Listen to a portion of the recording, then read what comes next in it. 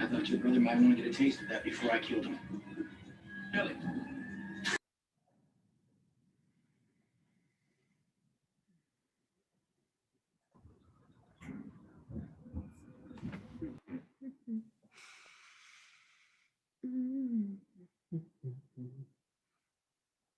Hi everyone, we're just going to give everyone another minute to join. Nobody's on their camera today. That's so depressing. If anybody would like to turn their cameras on, I would like that. You probably wouldn't.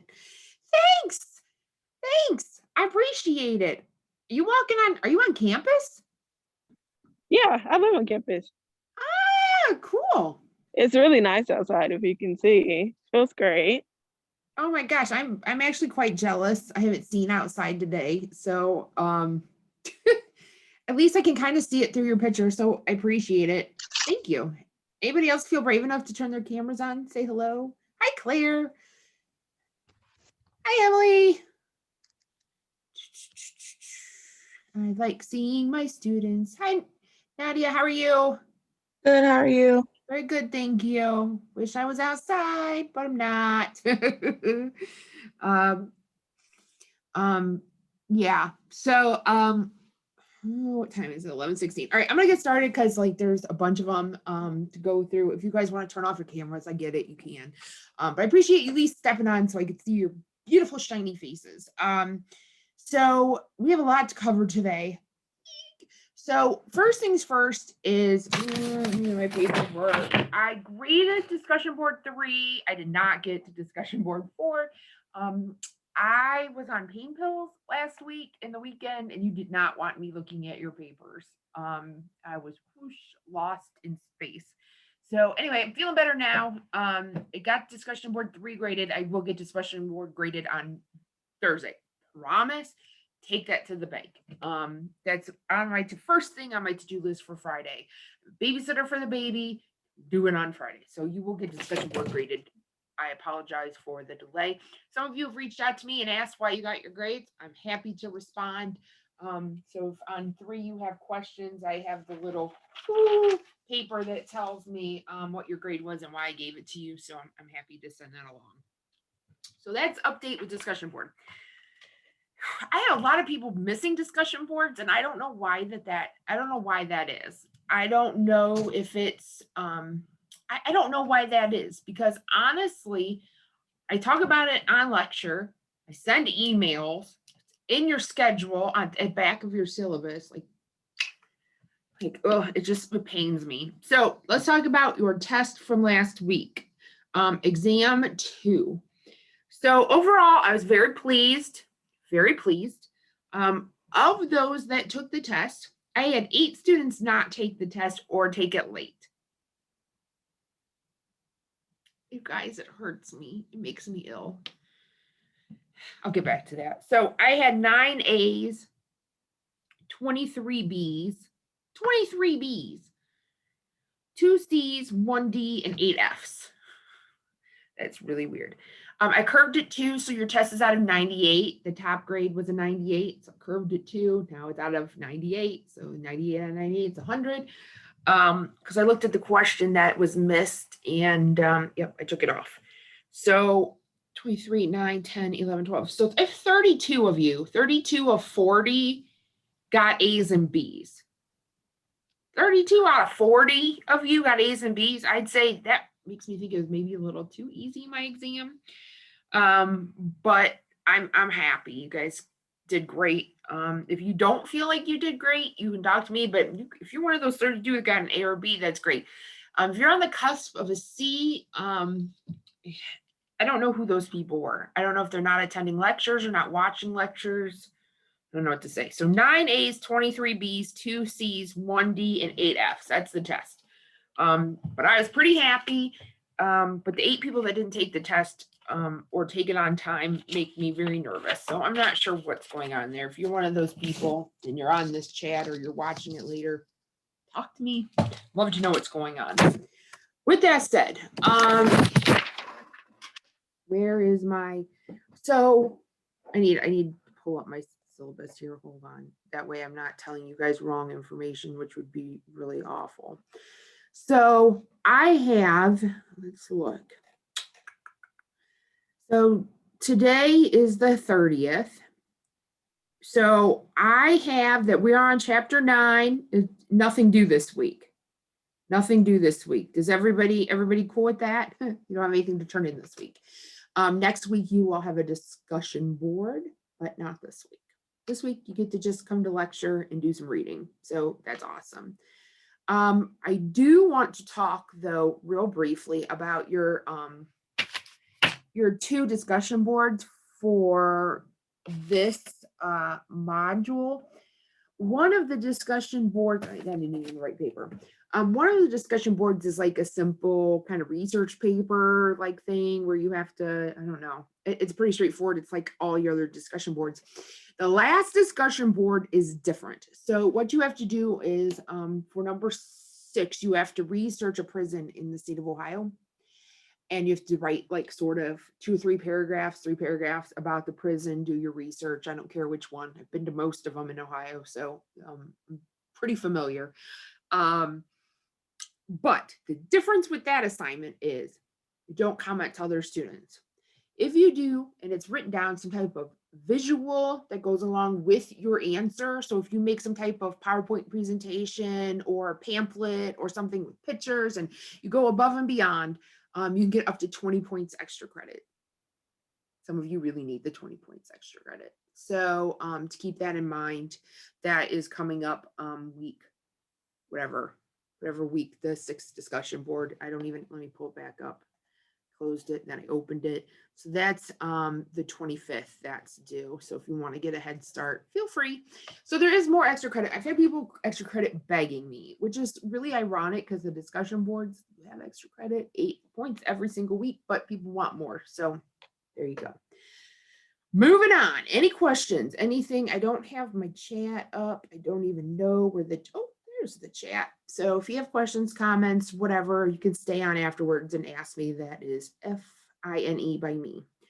But we will continue once I figure out how to share my screen, because every week we go through this, right? Where Dr. Stewart can't figure this out. There we go. Yay! So slideshow from beginning. Okay, perfect.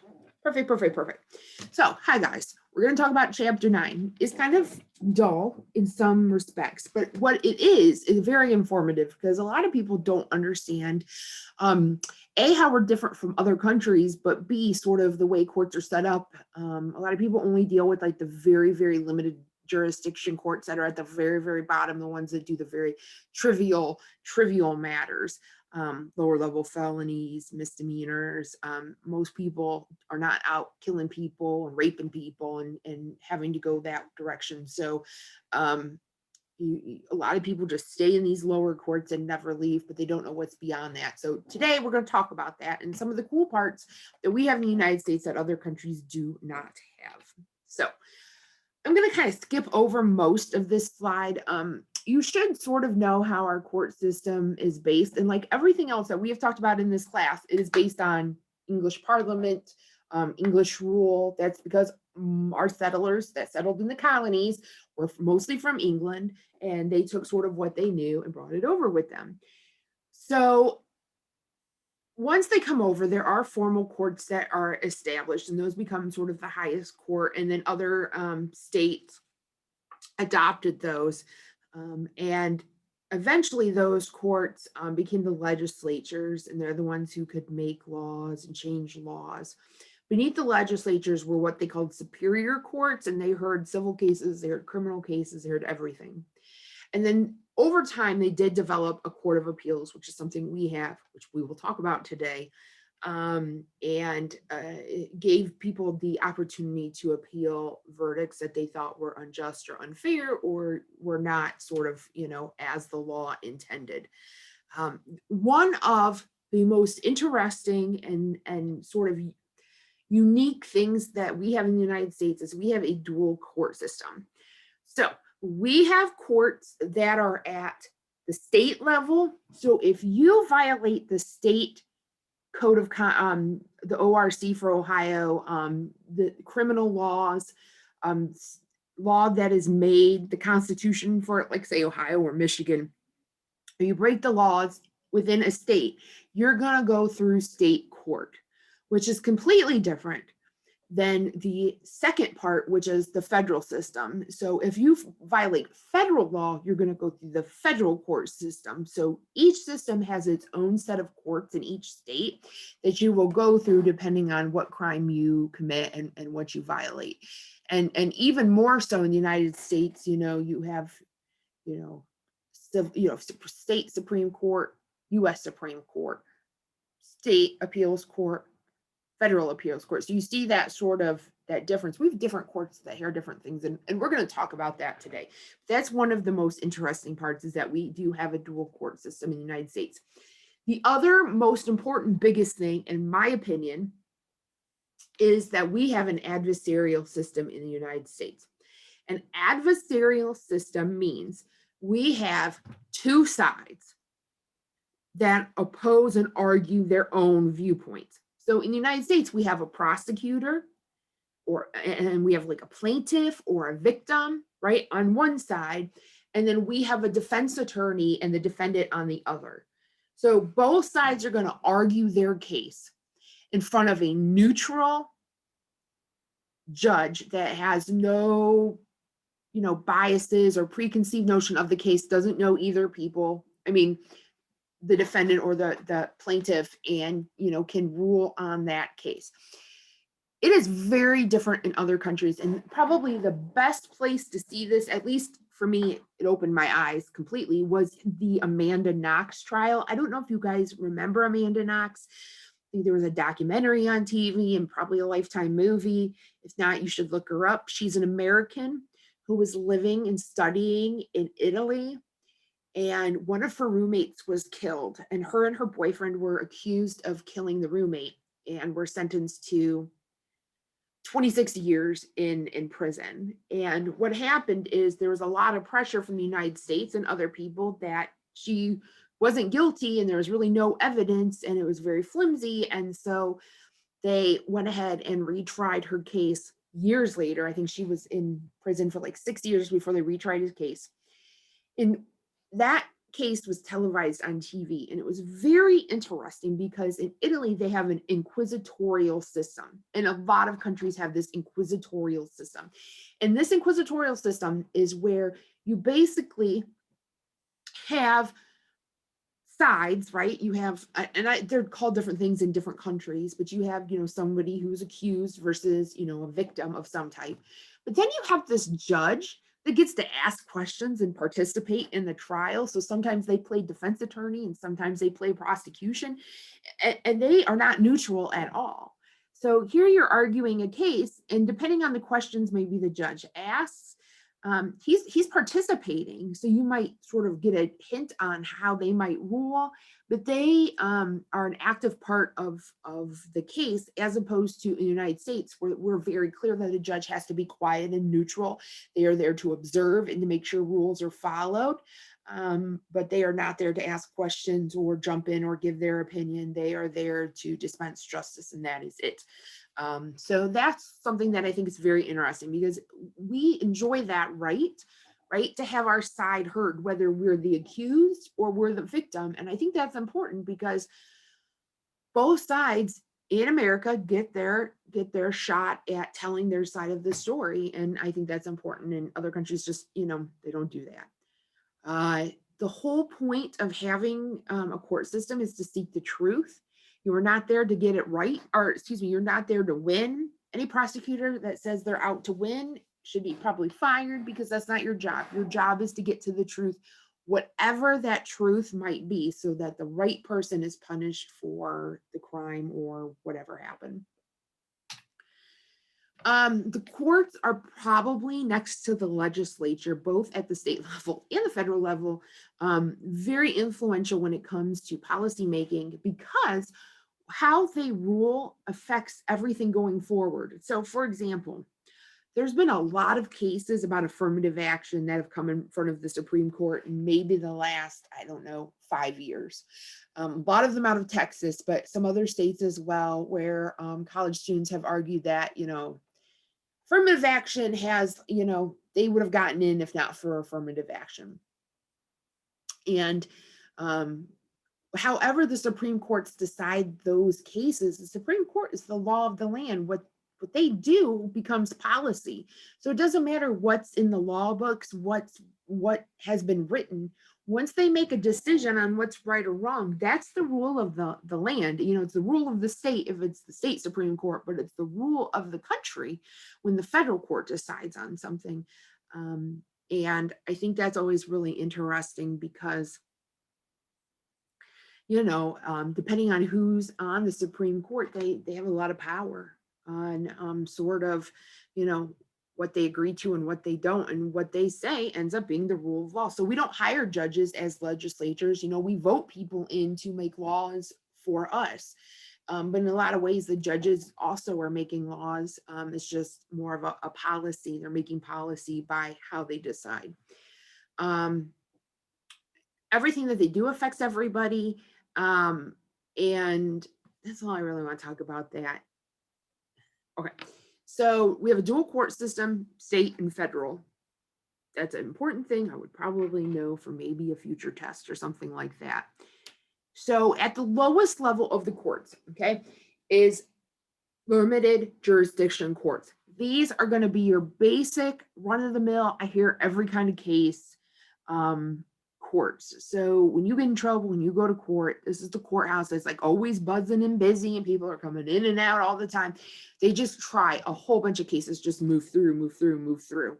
They hear misdemeanors, they hear mostly felonies, and a lot of the sort of lower level stuff, not like the serial murderer type of scenes or type of crimes. At the highest level is the Supreme Court. So you have limited jurisdiction at the bottom, Supreme Court at the top. So we're going to talk about states first and then talk about federal court. I'm going to buzz through a lot of this because it's a lot of information that if you are a criminal justice major, you'll have to take a court class to learn. I'm not concerned that you guys know the minutia. I just want to make sure you understand the basic principles of, you know, the different levels of courts and what they can do. So limited jurisdiction is at the lowest level. Different states call them different things. They have a huge caseload, and mostly felony cases are going to go through there. I say misdemeanors sometimes, but misdemeanors almost always are not. They're more like fines and citations. Misdemeanors are usually less likely to, it's just, they're different. They're processed more quickly because it's just sort of run of the mill, where felonies are the ones that take a lot of time to handle and deal with. And these judges are typically generalists, right? They're used to hearing crimes about drugs and murder, but then they do like minor stuff, like minor domestic violence, like lower level felonies there. And they hear child abuse cases and everything in between. So they really have to know the law in a lot of different areas because, as you can guess, you know, a lot of different crimes are violated. You know, when you have a court docket for the day, some places you don't know what you're going to get. General jurisdiction are going to be your larger major trial courts for the really big crimes. These are going to be the murderers. These are going to be, you know, the multi-crime, rapist, robbery, aggravated robbery with a weapon. These are going to be aggravated assault cases. These are going to be the ones where you're accused of something really bad and you're probably going to spend some major time in prison if you are convicted of it. In these major trial courts, they have a lot of people in them. You know, these basic limited jurisdiction courts there's not a lot of personnel in there. There's a court reporter, there's a prosecutor or somebody who's doing the prosecuting, there's someone who's doing the defense, and there's usually a bailiff and a judge. But some of these other courts are huge and they have a lot going on. So you might see the clerk of courts, you'll see the bailiff, you'll see the court reporter, you'll see different prosecutors and different defense attorneys. You're going to see sometimes rotating judges. These are a big deal. These are usually grouped into different judicial districts or what we call circuits. There's differences when you live in a rural area or at the county level. These are going to be very general courts that do more, I guess, more general stuff. If you're from, so let me give you an example, right? If you are from, I'm from Norwalk, Ohio.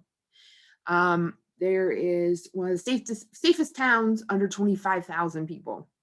Very rural, very country. We have a little, town and a number of fast food and pizza houses because we're close to Cedar Point, and that's about it. Our courthouse is a county courthouse. Anybody in Huron County, Ohio, who gets any type of has to go to court goes through the Huron County Court, Norwalk Municipal Court, and everybody goes there. And they see a little bit of everything because in rural areas, you got the drinking issues, the drug issues, you have the domestic violence and child abuse issues, but then, you do have some crime. There's nothing specialty. There's no, like everybody, no matter what you do, goes through the same court. However, if you get in trouble in Lucas County, Ohio, Toledo, okay, or Franklin County, where Columbus is, or Hamilton County, where Cincinnati is, or Cuyahoga County, where Cleveland is. They're big areas. They're some of the biggest metropolitan areas in the whole state of Ohio. They have all different kinds of courts. So in a lot of these places, if you are a domestic abuser, you go to domestic violence court. If you are a child abuser, you go to child abuse court. If you are a drug abuser, you go to drug court. If you're a traffic offender, you go to traffic court. Okay, there's all these specialized courts that you can go through, but in little towns and counties without a lot of people, they just don't have that luxury. And so it's very different in rural counties and cities and areas as opposed to the larger cities that have more division. But if you do live in a bigger area, you are going to have access to things like specialty courts where they have specialized personnel and judges that deal with these cases day in and day out. And they have different ways to help you and different solutions to the problem to get you help and to make sure you don't reoffend that smaller areas don't have access to. I'm trying to think of an example. In a lot of places that have drug courts, they can assign you to, I lived in Gwinnett County, Georgia, outside, 45 minutes outside of Atlanta for 5 years. Gwinnett County is a bunch of small cities in one big county, but the county is huge. It's the #1 growing county in the United States for like 20 years in a row. In this county, right, I used to get some housework done on my condo, and I hired this guy to put in the floor. And he used, his guys that helped him were from a therapeutic community. In my county, when you have a drug problem, they assign you to a therapeutic community, your first or second offense, as long as you aren't violent. What does this mean? They have centers they can send you where you sleep at night and they drug test you every night and every morning and monitor you, but you can still go off to work and earn a living. And I had, former cocaine users and meth users and all sorts of interesting people in my house, working on my house. And, it gives them a chance to try to, work it out, get help, get monitored, and, live in a community where other people are battling the same things. I don't have that back home in Huron County, Ohio. There's no such therapeutic community. And so, the bigger cities, unfortunately, you really benefit as opposed to if you get in trouble in a little town or little county. There's not a whole lot of options other than, jail, fines. I mean, those are your options. You don't get sent away to a therapeutic community, which sounds a lot nicer than it is, I can assure you. And then after you go through either the limit jurisdiction or more commonly the general jurisdiction or the circuit court in your area, let's say you get a verdict, but you have a complaint. The #1 thing that my students tend to think is that you can appeal any case. Wrong, wrong, wrong, wrong, wrong, wrong, wrong. Put that through your head. You cannot just appeal because you do not like the answer. The only reason that you can appeal is because something in the process was done wrong. Only reason you can appeal. Okay, so let's say that you thought you had ineffective counsel. Your counsel never introduced evidence, and they ignored evidence, or, they were sleeping the whole time, or maybe the judge let evidence in that they shouldn't have, that another judge would not have. You can argue to have your case reheard if you can find something procedural. You cannot, just because you don't want to be found guilty. And that's important. A lot of people don't know that. Most states have a rotating 3-judge panel to make these decisions. And the appeals court hears about 185,000 cases a year. That's a lot. It's a lot of cases, because as an appeals judge, you were hearing, you're reading everything that's been said and done in this case. And that, that's a lot. It takes a lot of time.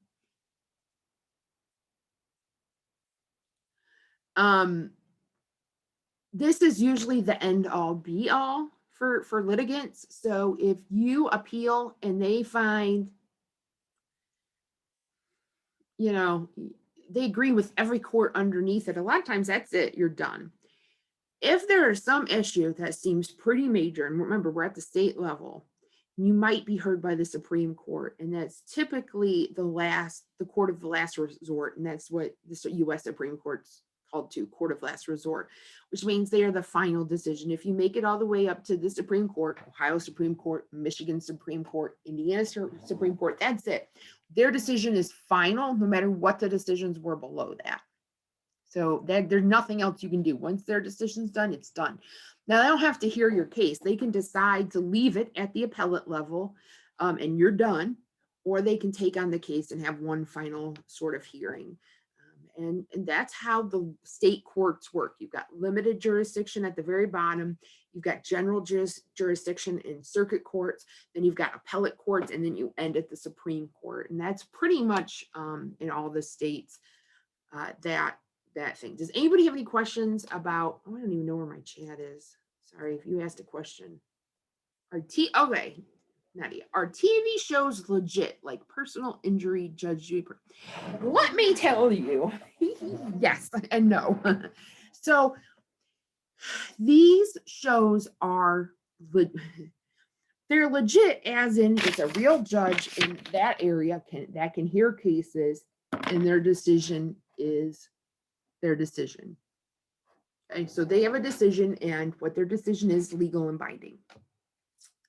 Okay.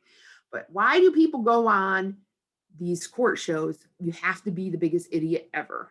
Let me tell you, because typically, on condition that you go on the show, the TV show will pay for any punishments or fines that you are found guilty of.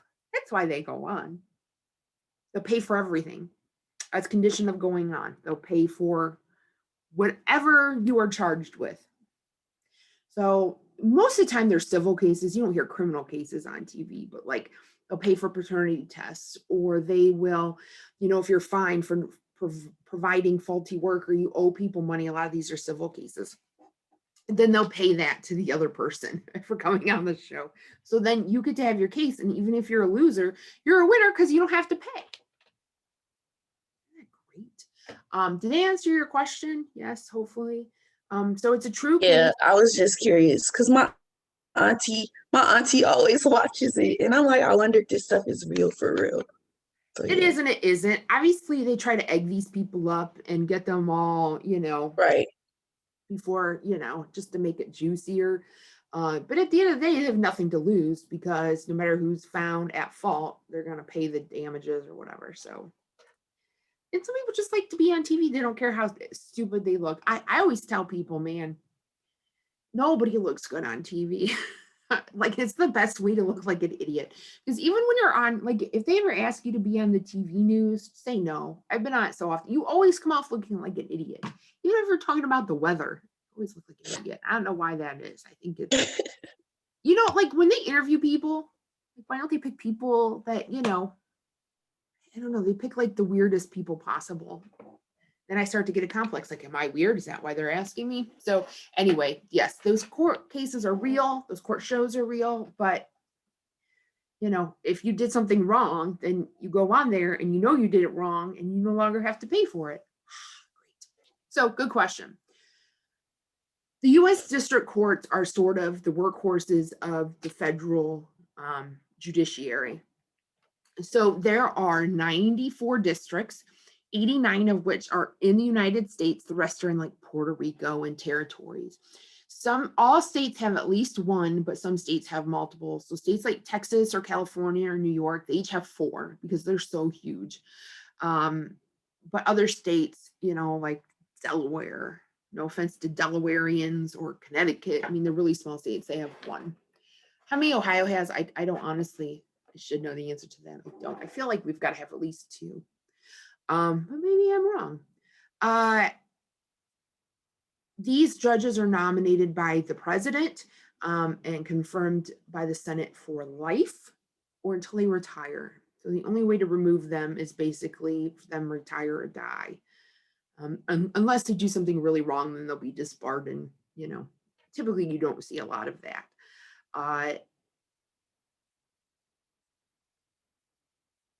There's a lot of people that go into these court cases. A lot of the same people as with the state courts: clerks, secretaries, law clerks, court reporters, probation officers, pretrial service officers, U.S. Marshals, public defenders, U.S. Attorney, federal prosecutor, and a whole bunch of other people. So these courts are busy and full. Why? Because, if you need to go to a limited jurisdiction court, there's one in every county at the state level. And your county, most counties you can get across the county in, I don't know, anywhere from 15 minutes to an hour. Like, most counties are not huge. At least down in Ohio, where federal courts are, and these district courts are centered in very specific places. And so you may have to drive farther. If people coming from all over the place to have their cases heard in federal court. And remember, we're talking about people who violate federal law, not people who are violating different state laws. There we go. Oh no, I made my chat box really huge. Oh wait, sorry. Like, my whole screen became a chat box. It was weird. At the federal level, you have circuit courts. There's 13 geographic areas that have their own district courts. There's one in Michigan that I think something makes me think we're District 8. I don't know why I say that. Oversees Ohio, Michigan, and some other place. There's the DC District Court. There's 9 is in California, the 9th court, circuit court. You hear a lot of things about how, I don't know, they're a little crazier out there, a little bit more kind of, I shouldn't say crazier. When I say crazy, I mean, there's 2 types of judges, right? There's judges that follow the Constitution. And just like, we're just going to read it as it is. And that's simple. I just refer to that as simple. And then the crazier, the people are like, this doesn't apply to the way things are today. We have to sort of interpret what they would mean today. So I don't mean crazy in a disrespectful way. I just mean some judges like to follow the Constitution word for word. Some judges like to sort of, kind of make it fit to today's circumstance. And to be honest with you, you have a little bit of both. And I think that's a good thing, to balance each other out. They hear appeals. Judges are nominated to federal court once again by the president. Each judge has several staff members that help them out.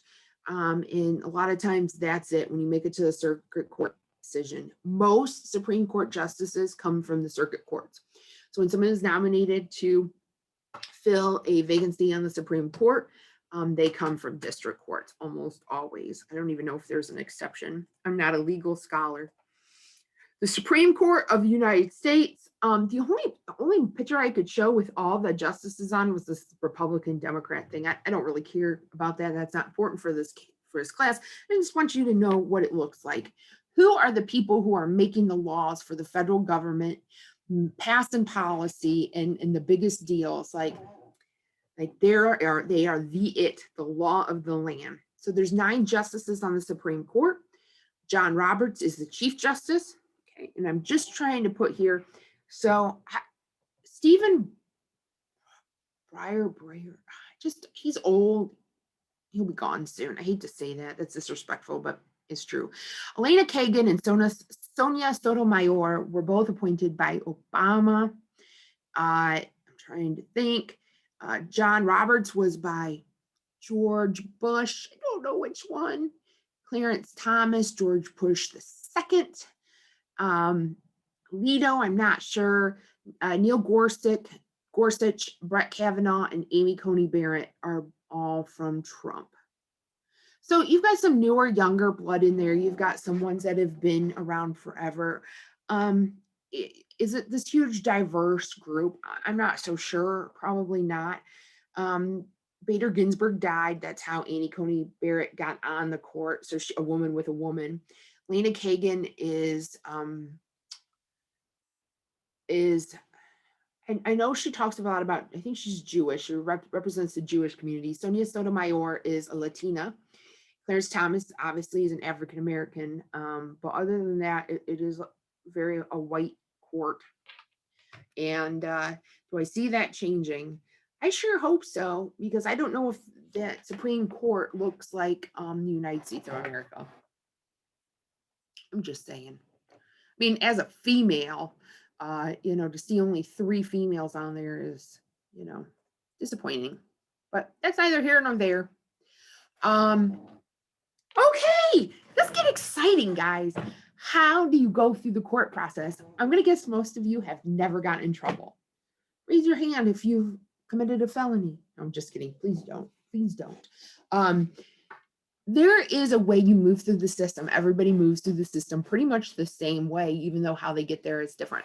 So the first thing you do, and I'm really sad that COVID is going on, because I used to take my kids to jail, take my class. We go to jail, we get to see all this stuff. It would be fantastic. COVID, they just are not letting anybody in, which is quite disappointing. So your first sort of act, how do you get into the criminal justice system? You break the law and you're arrested, and then you're taken to jail. Anybody who is going to jail in Lucas County is going to Lucas County Jail, which is on Spielbush, downtown. It's right behind the police station on North Erie. I don't know how well you guys know downtown Toledo, but it's on Spielbush. It is the jail. Anybody in Lucas County goes to there. So if you're arrested in Maumee, you're arrested in, is Oregon in Lucas County? Probably not. But I'm not real great with Lucas County and what cities are in Lucas County, but Sylvania, is that Lucas County? Okay, you guys are supposed to help me out. I don't know the answer to these. What I will say is that anybody arrested in Lucas County, just like if you're arrested in Wood County, which is where I am, Bowling Green, Ohio, everyone's going to go to Wood County jail. So there's usually one jail for the whole county. Some places it's different. Obviously, New York City and stuff have to have other detention facilities. Like if you get arrested by Toledo police, a lot of times they will detain you in their headquarters until they can transfer you over to jail. Something a lot of people don't know is the police station is connected underground in Toledo to the jail and then to the courthouses. So you don't ever have to go above ground. They can just move you around in Toledo to your court case, to the police station, just underground. You just hit the tunnels, which is kind of, I don't know, it's kind of cool. It's nice because you don't have to worry about transporting prisoners, because that always gives them a chance to escape or dart. Then your initial appearance is when you go and you're read your rights, informed of what you're being charged of, and then you're decided the bail, what's the bail going to be for you to be released. The reason people are given bail is to guarantee that they're going to come back. Not everybody gets bail. Sometimes bail is free, and what they mean is you're released on your own recognizance, or ROR, and that means that you're giving your word. You sign a document that you promise to come back. If you're indigent or poor, a lot of times they'll release you on your own recognizance, or it's a minor crime, or there's not like a high likelihood you're going to commit it again. Other things like domestic violence,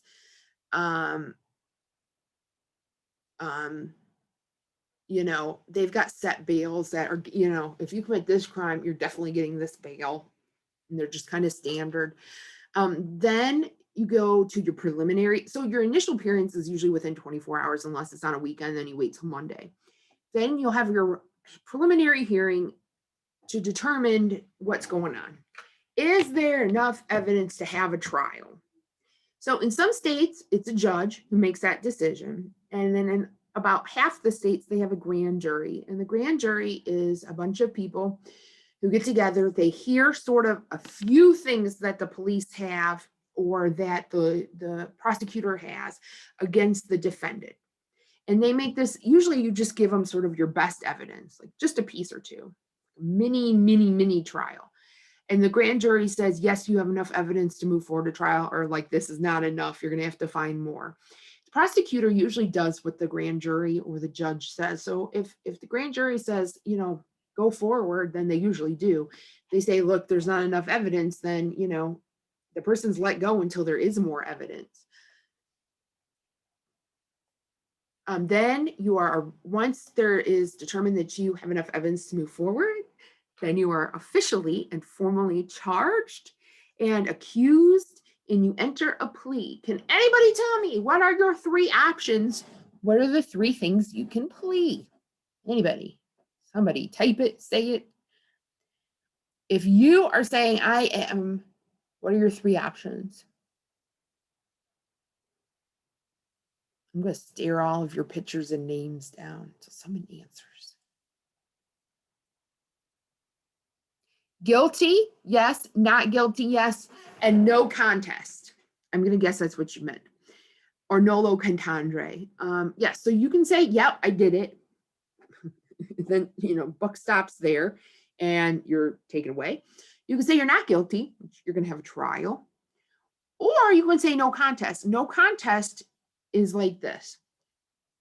I'm not going to say that I did it. I'm not admitting my guilt, but just give me the punishment. So it's like you accept the crime and punishment, but you never formally say that you did it. A lot of times we have no contest, like drinking and driving, stuff like that, drug use. People say no contest. Like you know, obviously I did it, give me the punishment, but I have never admitted that I did it. And those are your options in the United States. Most cases, and I'm going to say 90-something%, last time I checked, it was like 91 to 95%. Most cases are plea negotiated, which means they never go to trial. They never really pass go. Once you have admitted guilt or not guilt, your attorney, either the prosecutor or the defense, will go to the other lawyer and be like, hey, is there a deal to be had? A hash out a deal. And then they'll take it to the judge, and the judge can say, okay, I signed off on this, done. Or he can say, I ain't signing off on this. Like, this is the stupidest deal ever. Make a new one, or we're going to trial. Also, too, the prosecutor doesn't have to accept a deal. They can say, I'm not taking a deal. We're moving forward. My case is good. But most cases, because of limited time, limited personnel, most cases are plea negotiated. Almost, like if you're talking 9 out of 10 cases. So that's a lot. There's a lot of benefits. It keeps the system from getting too clogged up. But I think that there's also, you know, people feel forced into saying, yes, I did it, and taking a plea because they're afraid of what would happen if they don't. Like if you're innocent, but what you're being accused of could give you 20 years, you know, you might be tempted to take the plea and admit guilt, but you didn't do it because you're so afraid of getting the 20 years where you might only get like a year of probation or something. So there's good and bad with it. So you can have a bench trial or a jury trial. A bench trial is where you just have a judge oversee your case and make the decision. A jury trial is where you have a jury of your peers decide your fate. You get to pick. If you don't want a jury. A lot of a lot of times when it's the police that are in court, they'll choose a bench trial because a jury trial could go either way, but the judge usually is a little bit less emotional, and they stick to the law. So a lot of times if you have a case where someone died, but you are, you know, following the law and it looks really bad and the public doesn't like you, but you were following the law, then you want a bench trial all the way. But if that's not the case and you need the sympathy or you need people to hear your side of things, then you can, you know, go with a jury trial. It's about 50-50 bench, 50-50 jury. Usually it's a jury of your peers. So in Ohio, I believe it's driver's licenses. If you have a driver's license and you're above 18, you can get summoned. A lot of people think it's because you vote. Most states have done away with that. Most of the time, it's if you have a driver's license, then that's how you are selected. Emily, yes, did you have a question? You can- Yeah, so did you say we as citizens get to choose between the bench trial or the trial by jury? We get to choose, or how did you say that works? So if you're the defendant, okay, let's say, and I'll give you an example, right? I don't know, I can't remember his name, and it really bothers me. So in Baltimore, Freddie Gray, I think it might have been Freddie Gray, although was that something recent? Okay, anyway, there was a man in Baltimore who was picked up by police and thrown in like the police wagon, okay, so in the back. He was handcuffed, and there's no seat buckles in the back of the car, right? And so as they were driving through town, 8 stops later to get to the jail, and he is dead or really hurt. I'm not sure which it was. This eventually he died. So they were like, look, the police were like being really irresponsible. They must have been driving like crazy lunatics. How'd he get all broken up? He must have been beaten up or something, or been driving like crazy yahoos or something. And they accused like multiple officers of the Baltimore police department of violence and, I don't know, aggravated assault. And so every one of those police officers chose the defendant. The defendant gets to choose, Emily. That's a great question. Defendant, the police officer, got to choose. And the city of Baltimore, the people were really ticked off at the police. But the police had contended all along that he was already injured when they picked him up. He was on drugs or drunk. I'm not sure which one. It was one or the other. And so they did not know that he was injured until it was too late and he was dead. Because he was so high or so drunk. You know how when you're high or drunk or you're on something, you don't always act appropriately, or you don't act like you are, like you don't feel pain. I was on some super painkillers the last 5 or 6 days, and I'm telling you, my husband thought I was a loop-de-loop, you know? I didn't necessarily know what was going on all the time. And, you know, just think if you're doing illegal drugs. I mean, mine were really minor. I can't imagine if I was, you know, doing heroin or, you know, doing some type of, you know, oxy or something along those lines, or, you know, a bunch of Percocet. I could have been really stupid, you know, and then if I could have, a lot of times when you're drunk or on drugs, you break your foot or you fall and you do something, but you don't notice it right away because you're feeling the effects of the drugs. That's what I was getting at. Sorry, I was like really roundabout getting there. But every one of those police officers chose a judge. They didn't want to go in front of a jury because the jury would have found them guilty. There's no doubt people in Baltimore were pissed off. But I don't know what was going through the judge's mind. But the judge looked at the case, and I think every one of them were acquitted of it because they had followed all the directions. And I guess there was proof that he was injured prior to getting in the police van, and it was not the people's fault. Even though people were like, the police should have probably patted him down and checked him out and made sure. I don't know how you make sure of injuring your police officer and you're not a medic, but then again, it was a messy situation. So Emily, I took like 5 years to answer your question, but yes, as a defendant, you can't ask if you're the plaintiff, but you and your defense team can decide if you want to have a bench trial, which is decided by a judge, or a jury trial in most states. I shouldn't say all states, but most states. I hope that answered your question. Okay, so you're gonna pick a jurist. They're gonna have alternates for you in case something happens to one of the jurists. It's supposed to be from people in that county, so they randomly select people. I've only been selected once in my life. I was in Georgia at the time and was back home in Huron County. I didn't get to do it. I was really upset. But my husband's father was on a grand jury for the last 2 months in Cuyahoga County in Cleveland. So, I mean, some people get selected, some people don't.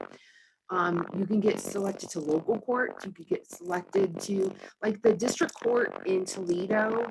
Like I know my mom got summoned once for that in Norwalk, which is an hour and 10, 20 minutes away. So their jurisdiction obviously is very wide. So it just depends. They usually try to get, a mix of people, but obviously the defense wants jurists that are partial to their side and the prosecution wants people who are going to sympathize. And at the end of the day, it all kind of shakes out that it's like 50-50. Some get some get others, and then, you just kind of wait and see. Before the trial, pre-trial motions are filed. This is going to be like what evidence can be admitted, who can testify, what kind of evidence can evidentiary experts can speak. You're going to do discovery. Discovery is sharing what you have with the other side. Yes, you have to share what you know. So if you get a piece of evidence, you have to give it to the other side. And if you have any questions on maybe how evidence was searched and seized, you can bring that up then. So all the questions on what can be admitted and what can't be will all be done beforehand. Yes, Nadia, what can I? I want to know if there's any way you can adjust your microphone. It's like some type of weird feedback noise. Like it sounds like we hear your voice, but in the back, like it kind of sounds like it's a voice modulator. I don't know if it's just me hearing that. Do other people hear that? Okay. I don't know how to do that. Maybe can you unmute and mute? I mean, mute and unmute again. Is that any better? No. No. I mean, if you can't fix it, we'll just deal with it. Because we can still hear you, but I don't know what's going on. it sounds so weird. Page. Oh my gosh, I just closed my whole page. And I don't know how to get it back. Oh my gosh. Where did it go? I only have video. If I X this, okay, hold on. I have no idea what's going on at all. Okay, I don't know where you guys went. I don't know where anything is. I don't know how to get it back. Oh, now you guys are all gone. Okay. You mute and unmute.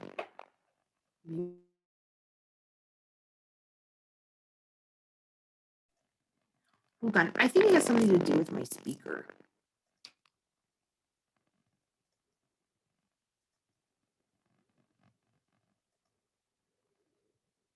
Sorry, guys. You guys gotta tell me like at the beginning because I don't know what to do. It like just started. Like you've been sounding perfectly fine. It just started like after you answered Emily's question. But it's okay. We can just, class almost over. It's okay. To be continued. Okay. So I have no idea what I'm doing here. Let's try this again. All right. Except for now I can't see you guys. There you are. Okay. So discovery is when you share evidence with both sides. A lot of times at this point, you will not go to trial. You'll get moved to a diversionary program or special court. You guys remember when I talked about this? Drug courts, traffic courts, domestic violence courts. Is everyone muted too? I'm just making sure. Sorry, everyone's muted. Okay, well, I got nothing. So, discovery, share information, and then at this point you might be diverted out. However, if you're not, then you will go to trial. Dum dum dum.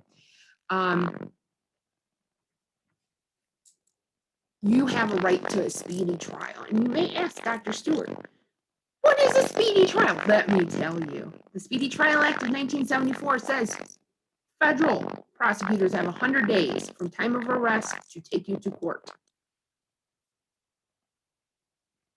However, states don't really have that law. States, there's nothing to really enforce that they're speedy, so a lot of things will go slower at the state level. But at the federal level, there's a limit. Now, however, if the defense says, hey, we don't want to go forward, we have to discover more things, then it can be postponed indefinitely. You guys remember Casey Anthony in Florida? Do you remember Casey Anthony, maybe? In that case, her lawyer, defense attorney, Jose Baez, he held off the trial for 3 years. For 3 years, she sat in jail, waiting trial. That was on him. Prosecutors can't delay, but the defense can. So how does the trial process work? Opening statement, then you get to the prosecution. Okay, so prosecutor and defense both make opening statements. The prosecution gets to lay out their case against the defendant. Then almost always the defense's motion to dismiss, there's not enough evidence, but almost always that's denied. The defense gets to lay out their case. The prosecution gets to rebut, cause they can call up people to argue the new information presented by the defense. Then there's closing arguments by the prosecution and defense.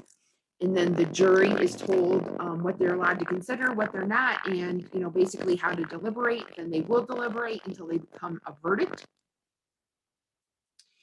Then that verdict is read in court. If they cannot reach a verdict, it goes to a mistrial or a hung jury. But typically, the judge will make you keep going back at least 5, 6, 7 times to try to agree on a verdict. And then afterwards, once you're found guilty, if you're found not guilty, you're released and it's done. If you're found guilty, then the next phase is punishment will be determined at your sentencing trial. So your sentence is not determined right then and there. So you get guilty, and then later on you have your sentencing trial where you find out what your punishment actually is. And then after that's all said and done, you have the right to appeal. And then finally, I just wanted to say that there's a lot of new things going on in the court system, which are kind of cool.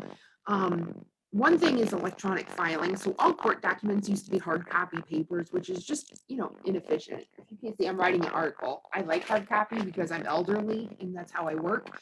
But most young people and the wave of the future is to have everything electronic, on a screen in front of you, so that, it's a lot easier to access files. And then there's other things like recording the cases so that you can go back and look at them. Using video conferencing to have defendants sort of appear in court or to conduct hearings in general.